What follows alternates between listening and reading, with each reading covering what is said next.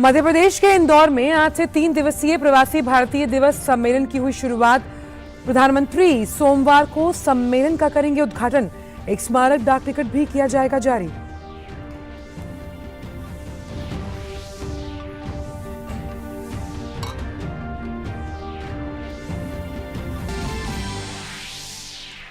जम्मू कश्मीर के पुंछ जिले के बालाकोट के पास घुसपैठ की कोशिश नाकाम। सुरक्षा बलों ने 2 आतंकियों को किया ढेर। इलाके में सुरक्षा बलों का सर्च ऑपरेशन जारी।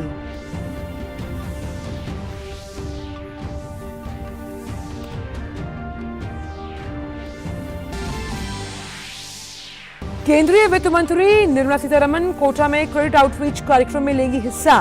वित्त मंत्री और लोकसभा अध्यक्ष ओम बिरला प्रधानमंत्री स्वनिधि योजना और मुद्रा योजना के तहत रेहड़ी पटरी वालों, लघु उद्यमियों और पशुपालकों को ऋण करेंगे वितरित।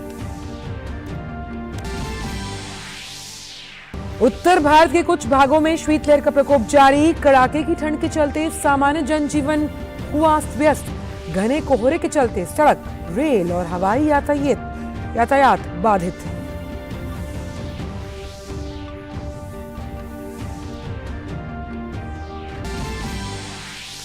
अंतर्राष्ट्रीय खबरों में चीन ने कोविड-19 महामारी के कारण अंतर्राष्ट्रीय यात्रियों पर 3 साल से लागू प्रतिबंध समाप्त करते हुए अपनी सीमाएं खोली। चीन में प्रवेश करने वाले यात्रियों को अब नहीं रहना होगा क्वारंटीन।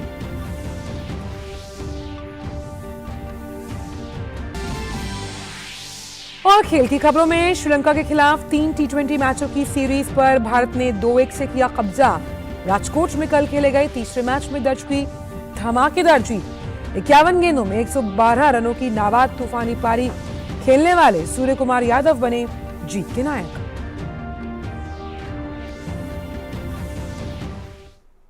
नमस्कार, आप देख रहे हैं डीडी न्यूज। मैं हूं आंचल गुलाटी गुंबर और आइए अब जान लेते हैं सभी खबरों को विस्तार के साथ और बात करते हैं सबसे पहले मध्य प्रदेश की, जहां के इंदौर में आज से 3 दिवसीय प्रवासी भारतीय दिवस सम्मेलन शुरू हो गया है।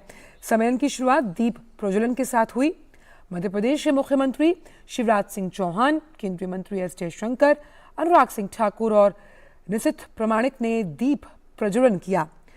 सम्मेलन का समापन 10 जनवरी को होगा। प्रधानमंत्री सोमवार को इस सम्मेलन का औपचारिक उद्घाटन करेंगे। ये कुछ देर पहले की तस्वीरें हैं जब दीप प्रज्वलन के साथ इस सम्मेलन को शुरू किया गया। आप देख सकते हैं विदेश मंत्री एस जयशंकर, मुख्यमंत्री शिवराज सिंह चौहान और केंद्रीय मंत्री अनुराग सिंह ठाकुर यहां मौजूद हैं। दीप प्रज्वलन के साथ ये जो समारोह है इसे आरंभ किया गया और इस सम्मेलन से खास तौर पर आज का जो फोकस है, आज का जो सत्र है वो युवाओं को समर्पित है कि किस तरह से जो युवा हैं वो तमाम जो सेक्टर्स हैं जो कहीं ना कहीं ग्रीन फील्ड सेक्टर्स हैं, किन सेक्टर्स में खासतौर पर टेक्सटाइल, मैन्युफैक्चरिंग, इंडस्ट्री, इंफ्रास्ट्रक्चर में कहाँ पर मौके हैं जहाँ से रोजगार को लेकर अन्य नए असीम संभावनाओं के आकाश खुलेंगे। तो आज जो इसकी औपचारिक शुरुआत है वो कल होगी, लेकिन इस दीप प्रज्वलन से इसको शुरू किया गया है और राष्ट्रपति द्रौपदी मुर्मू सम्मेलन के समापन सत्र की अध्यक्षता करेंगी और प्रवासी भारतीय सम्मान प्रदान करेंगी और समापन सत्र भी उन्हीं के जरिए होगा। और सम्मेलन के जो 3 खंड होंगे, आज के अगर खंड की बात की जाए तो आज युवा प्रवासी भारतीय दिवस का उद्घाटन जो है वो युवा कार्यक्रम और खेल मंत्रालय के साथ साझेदारी से किया गया। केंद्रीय मंत्री अनुराग सिंह ठाकुर की अध्यक्षता में सम्मेलन का जो शुरुआती सत्र है जिसमें नवाचार और न्यू टेक्नोलॉजी में जो प्रवासी युवा हैं उनकी क्या भूमिका रहेगी उस पर चर्चा होगी। इस सत्र में मध्य प्रदेश के मुख्यमंत्री शिवराज सिंह चौहान जो हैं वो मुख्य अतिथि होंगे। वहीं विदेश मंत्री एस जयशंकर और ऑस्ट्रेलिया की सांसद सुश्री जनेटा मेस्कोरेनहास आज सत्र को संबोधित करेंगी।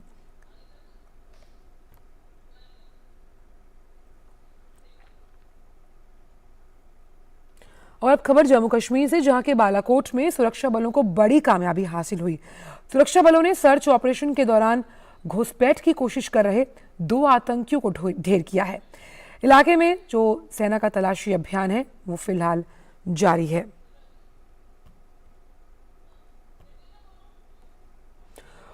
और इसी बड़ी खबर पर हमारे साथ जुड़ गए हैं फोन लाइन पर हमारे संवाददाता रमेश रैना जम्मू से। रमेश, तो बालाकोट में सुरक्षा बलों को जो ये बड़ी सफलता हासिल हुई है, सर्च ऑपरेशन अभी जारी है, 2 आतंकी ढेर हुए हैं, क्या कुछ पता लग पाया है इन घुसपैठियों के बारे में?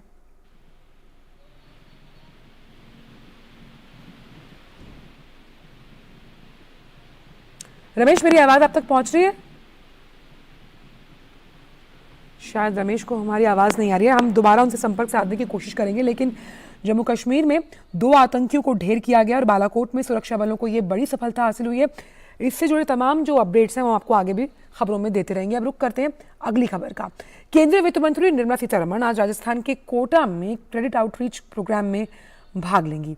वित्त मंत्री और लोकसभा अध्यक्ष ओम बिरला प्रधानमंत्री स्वनिधि योजना और मुद्रा योजना के अंतर्गत दशहरा मैदान में रेहड़ी पटरी दुकानदारों, छोटे कारोबारियों और मवेशी पालकों को ऋण का वितरण करेंगे। ओम बिरला कोटा बूंदी संसदीय क्षेत्र से सांसद हैं। बात जोशीमठ की। उत्तराखंड के मुख्यमंत्री पुष्कर सिंह धामी ने कल चमोली जिले के जोशीमठ में प्रभावित क्षेत्रों का दौरा कर पीड़ित परिवारों से मुलाकात की।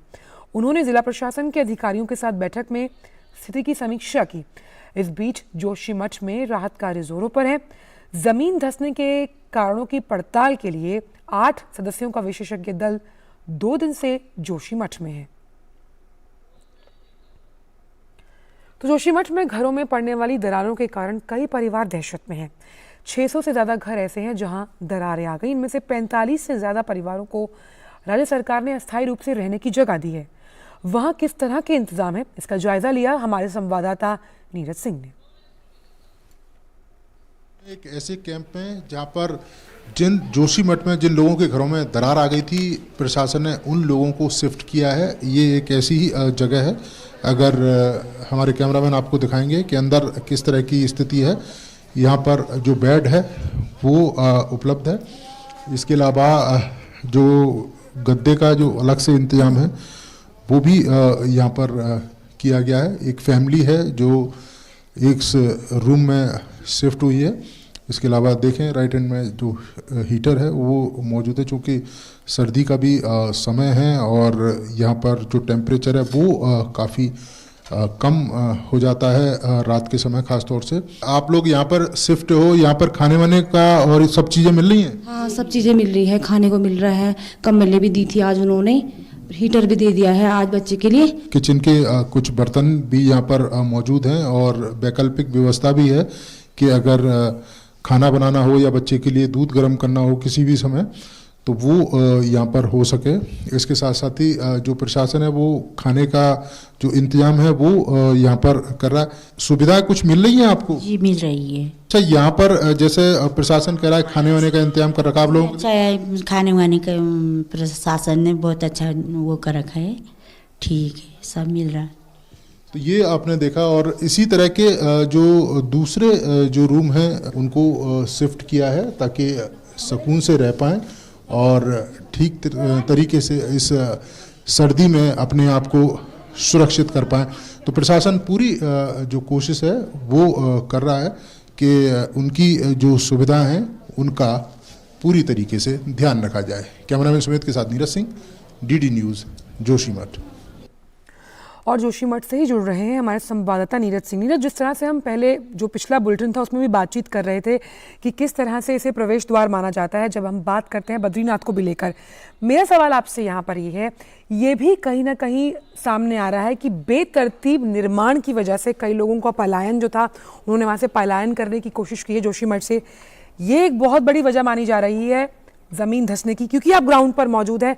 आप किस तरह से आंकेंगे इस पूरी स्थिति को? देखिए आंचल, हमारे कैमरामैन सुमित तुम्हें कुछ दृश्य दिखाएंगे आपको। ये अगर आप देखें तो जोशीमठ आपको ये दिखाई दे रहा है नीचे।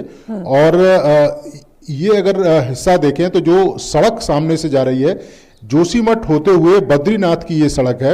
ये पूरा का पूरा जो इलाका है जोशीमठ का पार्ट है। और जो आपको रेड जो एक हट टाइप से दिखाई दे रहा है वो उसको बोलते हैं विष्णु प्रयाग। यहाँ पर ही जो अलकनंदा और धौलीगंगा जो रिवर है वो मिलती है। और ये पूरा का पूरा जो हिस्सा है आंचल वो सुरक्षित है, कहीं पर भी कोई परेशानी नहीं है। मेरे लेफ्ट हैंड में जाए, मेरे कैमरामैन आपको दिखाएंगे कि ये लेफ्ट का जो हिस्सा है, जो निचला हिस्सा है, खासतौर से जो अलकनंदा के नजदीकी वाला हिस्सा है, वो हिस्सा प्रभावित है। पूरा जोशीमठ बिल्कुल प्रभावित नहीं है। जिस तरह की खबरें प्राइवेट चैनलों ने भी चलाई कि जोशीमठ में जो आफत है वो पूरे जोशीमठ में आई है, जी। वो ऐसा नहीं है आंचल। पर्टिकुलर कुछ एक हिस्सा है जहां पर इस तरह की परिस्थितियां हुई हैं और उसकी वजह से खासा नुकसान भी लोगों को उठाना पड़ा, क्योंकि ये एक सीजन भी है और बड़ी संख्या में जो टूरिस्ट हैं वो भी यहां पर आते हैं। पर्यटन उद्योग को बड़ा धक्का लगा इससे। दूसरी अगर हम बात करें, जो 600 के करीब जो घर हैं, उनमें 100 के करीब घर हैं जो डेंजरस जोन में हैं, बाकी जो घर हैं हल्के चटके हैं। लेकिन मुख्यमंत्री ने सभी को वहां से निकलने का आदेश दिया है कि जो प्रशासन के लोग हैं उनको वहां से निकालकर सुरक्षित स्थानों पर पहुंचाएं। और दो तरह की जो रणनीति है, जैसे एक तो अल्पकालिक और दूसरी दीर्घकालिक, उस रणनीति पर काम करना जो प्रशासन है और जो सरकार है उसने शुरू भी कर दिया। तमाम जो सुविधाएं हैं वो कैंपों में भी लोगों को उपलब्ध कराई जा रही हैं। छोटे छोटे बच्चे हैं, उनकी सुविधाओं का भी जो ध्यान है वो जो सरकार है रख रही है। लेकिन हाँ, इतना जरूर है कि जोशीमठ का कुछ एक हिस्सा है जो प्रभावित है और जहां से लोगों को निकालकर सुरक्षित स्थानों पर पहुंचाए जाने की जरूरत है। आप बहुत अहम बात कह रहे हैं। हम यही कोशिश डीडी न्यूज की भी है कि सटीक और सही विश्लेषण के साथ सच्ची खबर दिखाई जाए, क्योंकि हम उन कुछ इलाकों की बात करें, उसमें सिंहद्वार एक इलाका है जो खासतौर पर निचले इलाके हैं वो प्रभावित हैं। उनको वापस पुनर्स्थापित करने के लिए सरकार की जो योजना है, मैं चाहती हूँ कि हमारे इस मंच के माध्यम से लोगों तक ये पहुंचे कि किस तरह से सरकार वहां पर मुस्तैदी से काम कर रही है। देखिए, बिल्कुल सरकार, मैं जैसा आंचल बता रहा था कि दो तरह की योजनाएं हैं जिन पर सरकार काम कर रही है। एक जो कह सकते हैं कि अल्पकालिक योजना है, जिसके तहत जो लोग अभी भी ऐसे घरों में मौजूद हैं जहां पर दरार हैं, वहां से निकालकर उनको सुरक्षित स्थानों पर पहुंचाना है। इसके अलावा जो आपात स्थिति है अगर आती है तो हमारी जो तमाम एजेंसियां हैं उनको अलर्ट मोड पर रखना है। और सर्दी का मौसम है, लोगों को ज़्यादा से ज़्यादा सहायता हो सके उनकी सुविधाओं का ध्यान रखना है। दूसरी जो दीर्घकालिक योजना है कि इस पूरे क्षेत्र का जो सुरक्षा है वो किस तरह से की जाए। आदि शंकराचार्य का जो मठ है वो भी प्रभावित हुआ है। मुख्यमंत्री खुद दौरा करके आए, उन्होंने नरसिंह भगवान के दर्शन भी किए और ये कहा भी कि मठ की सुरक्षा और मठ की जो धार्मिक महत्व है उसको बचाए रखने के लिए जो सरकार है वो पूरी कोशिश करेगी। लोगों को पुनर्वास के लिए भी दीर्घकालिक योजना पर राज्य सरकार ने काम करना शुरू कर दिया है। कुछ जगह हैं आइडेंटिफाई करने के लिए अधिकारियों को दिशा निर्देश दिए। तो ये दो तरह के जो काम है वो राज्य सरकार कर रही है। लेकिन हाँ, हम इतना जरूर कहेंगे कि पूरे जोशीमठ में ये आफत नहीं है। जोशीमठ के कुछ एक हिस्से हैं जहां पर घरों की जो दरारें, घरों में दरारें पड़ी हैं, जिसकी वजह से जो लोग हैं उनको परेशानियां हो रही हैं। 100 के करीब घर हैं जो डेंजर जोन में, जिनको वहां से निकालकर सुरक्षित स्थानों पर पहुंचाया गया। बिल्कुल, तो जोशीमठ पे राहत का कार्य जोरों पर, जो खास तौर पर निचले इलाके हैं वहां पर जिस तरह के हालात हैं उनका जायजा भी नीरज ने लिया और बताया कि किस तरह से सरकार वहां पर अलर्ट मोड पर काम कर रही है। बहुत बहुत शुक्रिया नीरज जो इन तमाम जानकारियों को हमसे साझा करने के लिए। और फिलहाल खबरों में वक्त एक छोटे से ब्रेक का। हाय मॉम, फिर से शॉपिंग? बाबूजी, आपने इसे बिगाड़ के रखा। लिमिट में करो तो कुछ बुरा नहीं होता है। बिना लिमिट शॉपिंग करेगी आपके कार्ड पे एड ऑन जो है। मैंने तो कार्ड पे लिमिट सेट कर दिया। अच्छा, इसके फायदे ये हैं कि रिस्क कम हो जाता है और अगर फ्रॉड भी हुआ तो तुरंत बैंक को बोल दीजिए, नुकसान कम। दादू, hey! नेक्स्ट टाइम ये pink dress. You are the limit. Limit तो सेट है।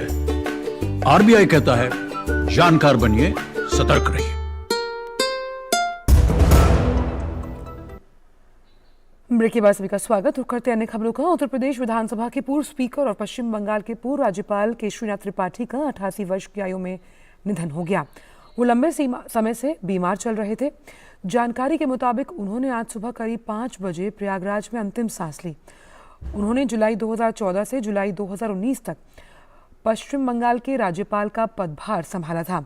उनके पास बिहार, मेघालय और मिजोरम के राज्यपाल का भी प्रभार था। इससे पहले वो भारतीय जनता पार्टी के भी सदस्य थे। वे बीजेपी की उत्तर प्रदेश इकाई के अध्यक्ष भी रह चुके थे। बात करते हैं मौसम की। उत्तर भारत के कुछ भागों में कोहरे और शीतलहर का प्रकोप जारी है। घने कोहरे, बर्फीली हवाओं और गिरते तापमान से आम जनजीवन जो है वो अस्त व्यस्त। दिल्ली, उत्तर प्रदेश और पंजाब समेत कई राज्यों में ठंड बढ़ गई है। दिल्ली और राष्ट्रीय राजधानी क्षेत्र में अगले कुछ दिनों तक घना कोहरा छाए रहने की संभावना जताई जा रही है। दिल्ली एनसीआर में तापमान गिरने के साथ ही ठंड और ठिठुरन से लोग परेशान हैं। दिल्ली में आज सफदरजंग में सीजन का अब तक का सबसे न्यूनतम तापमान 1.9 डिग्री दर्ज किया गया। देश के कई राज्यों में आज सुबह ठंड के साथ सड़कों पर घना कोहरा रहा। विजिबिलिटी कम होने का असर वाहनों की रफ्तार पर पड़ा। घने कोहरे ने यातायात के सभी साधनों को भी प्रभावित किया। शनिवार को दिल्ली हवाई अड्डे पर यात्रियों के लिए कोहरे का अलर्ट जारी किया गया। वहीं कोहरे की वजह से दर्जनों विमानों के टेक ऑफ में भी देरी हुई, जबकि विमानों की लैंडिंग में भी समस्या आई। उधर रेल की रफ्तार भी कोहरे की मार झेल रही है। साथ ही साथ तकरीबन 42 ट्रेनें अपने नियमित समय से 1 से 5 घंटे देरी से चल रही हैं, जिसकी वजह से यात्रियों को असुविधा हो रही है।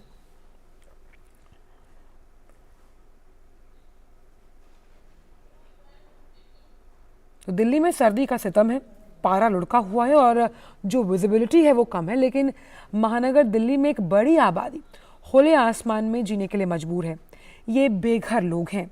हकीकत ये है कि लोगों के लिए दिल्ली सरकार ने जो तमाम वायदे किए हैं, जैसे कि रैन बसेरों में उनके लिए रजाई, कंबल और खाने पीने की सुविधा, उन वायदों की तल्ख हकीकत को जानने के लिए संवाददाता धीरज कुमार ने तुर्कमान गेट के एक रैन बसेरे का, यानी कि जो रैन बसेरा वहां पर है, उसका दौरा किया। देखते हैं उनकी ये खास रिपोर्ट। दिल्ली में सर्दी का सितम जारी है और आज हम ऐसे लोगों के बीच में आए हैं जिनके पास एक अदद छत नहीं है, जो रैन बसेरों में रहने के लिए मजबूर हैं। और इस ठंड में आज हम पहुंचे हैं तुर्कमान गेट और वहां के एक होम शेल्टर में हम जानने की कोशिश करते हैं कि यहाँ उनकी रात कैसे गुजर रही है। यहाँ सर मेरे को रहते हुए हो गया कम से कम 4 से 5 साल। मैं यहाँ आता हूँ, काम करता हूँ, इधर रहता हूँ, फिर अपना घर चले जाता हूँ, फिर आता हूँ। हर हाईवे प्रदेश में अपने काम करते हैं, कहीं मिल जाती है जगह वहाँ पे भी रहते हैं, वैसे यहाँ भी रहते हैं। जब कोई जगह नहीं मिलती हमें, जब आते हैं यहाँ पे। सर यहाँ मजदूरी करते हैं, हमारा परमानेंट काम तो कोई है नहीं। 2 दिन लग गए, 4 दिन नहीं लगा, किसी दिन खाली भी रह जाते हैं और यहीं आके अपने रात को गुजारा कर ले, सो जाते हैं। तकरीबन हर दिन रात को हम 200 सवा 200 लोगों को बाहर जो है ब्लैंकेट प्रोवाइड करते हैं। जब ये शेल्टर होम फुल हो जाता है, जब यहाँ पे सारे लोग आ जाते हैं, जो हमारी रेस्क्यू टीमें होती है उसमें गाड़ियों में कंबल लोड करके जाते हैं बाहर। जो बाहर मिलता है उनको बाहर कंबल में डालते हैं। वो एवरीडे का हमारा है। लोगों के मुताबिक व्यवस्थाएं है ही नहीं। अगर व्यवस्थाएं होती तो आप देखिए दिल्ली में इस समय तकरीबन आप मान लो कि नीति आयोग के डाटा अनुसार 30,700 बेघर लोग हैं, लेकिन दिल्ली सरकार के पास जगह जो है मात्र 20,000 लोगों की है, जिसमें टेंट इंक्लूडेड होता है। अगर विंटर के समय को निकाल भी दिया जाएगा तो दिल्ली सरकार के पास टोटल जो एक्चुअल स्पेस देखा जाए बेड के मुताबिक तो 9 से 10,000 लोगों का है, इसका ज़्यादा है ही नहीं उनके पास। बाकी लोग तो रोड पे ही है। सरकार को चाहिए शेल्टर होम नहीं यार, सरकार को सबसे पहले शेल्टर होम के साथ सर हाउसिंग राइट कनेक्ट करना चाहिए। हाउसिंग राइट इनके साथ होगा नहीं तो शेल्टर होम में कोई व्यक्ति कब तक रहेगा। ठीक है, जिसके पास माँ बाप भाई बहन रुपया पैसा घर बार जमीन ज़्यादा कुछ भी नहीं है, वो शेल्टर होम में रह भी रहा। लेकिन सरकार तो इसके साथ भी इनको कुछ स्किल डेवलपमेंट चाहिए, इसका और चीज़ें चाहिए, क्योंकि होमलेसों को मुद्दे को लगातार आगे बढ़ाने से कुछ नहीं मिलेगा, इसको कम करने से मिलेगा आगे। सिर्फ और सिर्फ दिल्ली के शेल्टर होम में अगर विंटर को इंक्लूड किया जाए, जो 100 या 125 टेंट लगते हैं, 15 से 16,000 लोग टोटल रह सकते हैं। अनिता जितने शेल्टर होम 193 या 195 शेल्टर होम है, उसमें सिर्फ 9 से 10,000 लोग रहते हैं। जब सरकार के डाटा की वेबसाइट में जाता है कि 16,000 लोग रहते हैं, हम कहते हैं जब आपके पास बेड ही 10,000 है तो 16,000 लोग कैसे सो सकते हैं? एक बेड में 2 कैसे सुलाओगे आप? ये है दिल्ली सरकार के दावों की असली हकीकत, जहां ठिठुरती ठंड में खुली आसमान के नीचे लोग आग के सहारे अपनी जिंदगी जीने को मजबूर हैं, जबकि सरकार ये दावा कर रही है कि उनके पास पर्याप्त रैन बसेरे हैं जहां 20,000 से अधिक की संख्या में लोग रह रहे हैं। लेकिन हकीकत है कि वो आंकड़े गलत हैं। कैमरामैन किशन चंद के साथ धीरज कुमार, डीडी न्यूज़, दिल्ली। तो चलिए आज हम आपको मिलवाते हैं एनसीसी के सबसे छोटे कैडेट से। जी हाँ, एनसीसी के गणतंत्र दिवस शिविर में इन दिनों सबसे छोटे कद का एक एनसीसी कैडेट आकर्षण का केंद्र बना हुआ है। राजस्थान निदेशालय से आए इस नन्हे कैडेट से हमारे संवाददाता गिरीश निशाना ने खास बातचीत की। एनसीसी के रिपब्लिक डे कैंप में राजस्थान निदेशालय के सबसे छोटे कैडेट चंद्रपाल सिंह राठौर कैंप के अंदर मौजूद हैं। हाइट भले ही इनकी छोटी है लेकिन हौसले पूरे बुलंद दिखाई दे रहे हैं। चंद्रपाल कौन से डायरेक्टरेट से आए? Sir Rajasthan director. कितनी मेहनत की थी आपने रिपब्लिक डे परेड की? सर हमने जयपुर में 2 महीने की और लगते 2 साल से सर करते आ रहे हैं। क्यों आपने एनसीसी ली? सर एनसीसी वगैरह मतलब कि इसमें सब कुछ सीखने को मिलता है, अनुशासन, डिसिप्लिन, कैसे रहना है, कैसे करना है वो सर। पापा क्या करते हैं? सर पापा किसान है, नॉर्मल घर से हूँ सर। किसान हैं? हाँ सर। आप क्या बनना चाहते हैं? सर मैं पुलिस ज्वाइन करना चाहता हूँ, कुछ बड़ा ऑफिसर बन के कुछ करके दिखाऊँ सर। पुलिस ऑफिसर बनना चाहते हैं। यहाँ कैसा लग रहा है? दिल्ली पहुँचे हैं सर बहुत ही ऐसा लग रहा है, फील हो रहा है अंदर सर, बहुत ही शानदार हो रहा है सर। खुश हैं आप? हाँ सर। गर्व महसूस कर रहे हैं क्योंकि सर बहुत ही सर। हाँ सर फर्स्ट बार मौका मिला है। हाँ सर। आप खुश हैं? हाँ सर। यहाँ से जाकर क्या बताएंगे अपने दोस्तों को? सर हमारे दोस्तों को बताएंगे हमने रिपब्लिक डे कैंप किया है सर, मतलब ऐसे ही उसने कभी कुछ सुना भी नहीं तो भी सर अलग सब जाके मिलेंगे तो वो सब एकदम ऐसा लगेगा सर। खुश हैं आप? हाँ सर। उपराष्ट्रपति को देखा? हाँ सर उपराष्ट्रपति से हाथ भी मिलाया सर। आज सर मिला। हाँ सर घर के बारे में बस डायरेक्टर वगैरह पूछे यही सर। तो कहीं ना कहीं ये चंद्रपाल सिंह राठौर हैं, बहुत उत्साहित हैं। उत्साहित इसलिए हैं क्योंकि उपराष्ट्रपति ने इनसे बातचीत करी। ये बड़े होकर पुलिस ऑफिसर बनना चाहते हैं। हाइट भले ही इनकी छोटी है लेकिन हौसले में इनके कोई कमी नहीं। कैमरामैन शुभम शर्मा के साथ गिरीश निशाना, डीडी न्यूज, दिल्ली।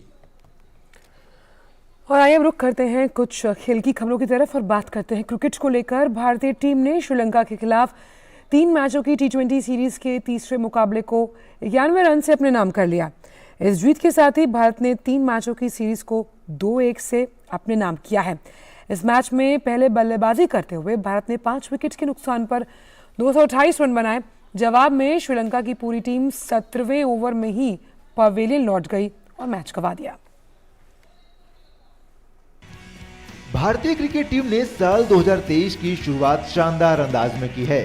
भारत ने श्रीलंका के खिलाफ खेले गए 3 मैचों की T20 सीरीज के तीसरे और निर्णायक मुकाबले को 91 रनों से अपने नाम कर लिया। इस शानदार जीत के साथ ही भारत ने 3 मैचों की T20 सीरीज को 2-1 से अपने नाम कर ली है। शनिवार को शाम राजकोट में खेले गए इस मुकाबले में टीम के कप्तान हार्दिक पांड्या ने टॉस जीतकर पहले बल्लेबाजी करने का फैसला किया था, लेकिन भारतीय टीम की शुरुआत खराब रही। टीम के ओपनर ईशान किशन ने मुकाबले के शुरू में ही अपना विकेट गंवा दिया। ईशान किशन के आउट होने के बाद शुभमन गिल और राहुल त्रिपाठी ने पारी को संभाला। राहुल त्रिपाठी 35 रन बनाकर पवेलियन लौटे। इसके बाद सूर्य कुमार यादव ने अपनी धमाकेदार बल्लेबाजी से टीम में जान फूंक दी। उन्होंने शुभमन गिल के साथ मिलकर 111 रनों की साझेदारी की। गिल 46 रन बनाकर आउट हुए। इसके बाद मैदान पर उतरे टीम के कप्तान हार्दिक पांड्या और दीपक हुड्डा 4-4 रन बनाकर आउट हुए। इस प्रकार सूर्य कुमार यादव की शानदार शतकीय पारी की बदौलत भारत ने श्रीलंका के सामने जीत के लिए 229 रनों का लक्ष्य रखा। सूर्य कुमार यादव ने इस मुकाबले में 51 गेंदों में 112 रन की यादगार पारी खेली। वहीं भारत द्वारा दिए गए लक्ष्य का पीछा करने उतरी श्रीलंकाई टीम 137 रन बनाकर ऑल आउट हो गई। भारतीय गेंदबाजों की घातक गेंदबाजी के सामने श्रीलंकाई बल्लेबाजों की एक न चली और एक के बाद एक पूरी टीम 17वें ओवर में ही पवेलियन लौट गई। श्रीलंका की ओर से दासुन और मेंडिस ने सर्वाधिक 23 रन की पारी खेली। भारत के लिए सबसे ज्यादा 3 विकेट अर्शदीप सिंह ने लिए। वहीं हार्दिक, युजवेंद्र चहल और उमरान मलिक ने 2-2 विकेट चटकाए, जबकि अक्षर पटेल ने 1 विकेट अपने नाम किया। इस सीरीज में बड़े खिलाड़ियों को आराम दिया गया था तो वहीं कुछ नए खिलाड़ियों को भी परखा गया। भारत और श्रीलंका की टीम अब 10 जनवरी से 3 मैचों की एक दिवसीय सीरीज में फिर एक बार आमने सामने होंगी। उम्मीद है इस सीरीज में भी आत्मविश्वास से भरी टीम इंडिया का शानदार प्रदर्शन देखने को मिलेगा। Sports desk, DD news. और खबरों में फिलहाल इतना ही। अंत में आपको छोड़ चलते हैं महान फिल्म निर्देशक बिमल रॉय की फिल्मों में जो सदाबहार गीत हैं उनके नगमों के साथ बिमल रॉय की आज पुण्यतिथि है। दीजिए इजाजत, नमस्कार।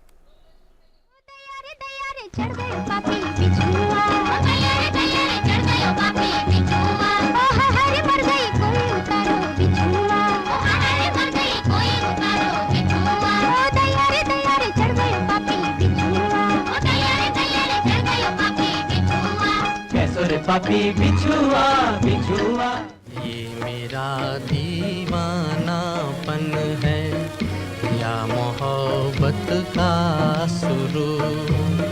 तू न पहचाने तो है ये तेरी नजरों का कसूर। ये मेरा दीवानापन है। सुहाना सफर और ये मौसम हसीन, सुहाना सफर और ये मौसम हसीन। हमें डर है हमको न जाए कहीं। सुहाना सफर और ये मौसम हसीन, सुहाना सफर और ये मौसम हसीन। सजना